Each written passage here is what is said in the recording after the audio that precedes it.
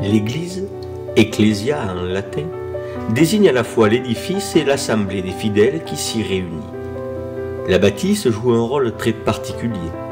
Elle est en général indissociable d'un cimetière et de la promesse faite aux fidèles d'un au-delà de la mort, une résurrection des corps dans le ciel. L'église, c'est donc un sas, une interface entre la terre où sont ensevelis les hommes et le ciel où ils reviendront.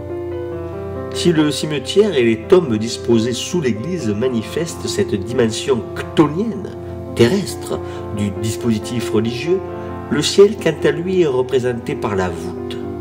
C'est véritablement au XIe siècle que la voûte connaît une prodigieuse diffusion dans les lieux de culte chrétiens. La voûte en berceau, qui couvre dès lors toutes les églises romanes, c'est le ciel, un ciel à la fois symbolique et figuratif. Elles seront d'ailleurs souvent peintes en bleu et chargées d'étoiles, comme ici dans cette église romane récemment restaurée, si vous regardez le visuel. Avec le gothique, le ciel de l'église va se complexifier. La voûte d'ogive va devenir l'objet de toutes les prouesses techniques d'un art de la construction qui atteint son acmé avec la voûte en éventail du King's College de Londres.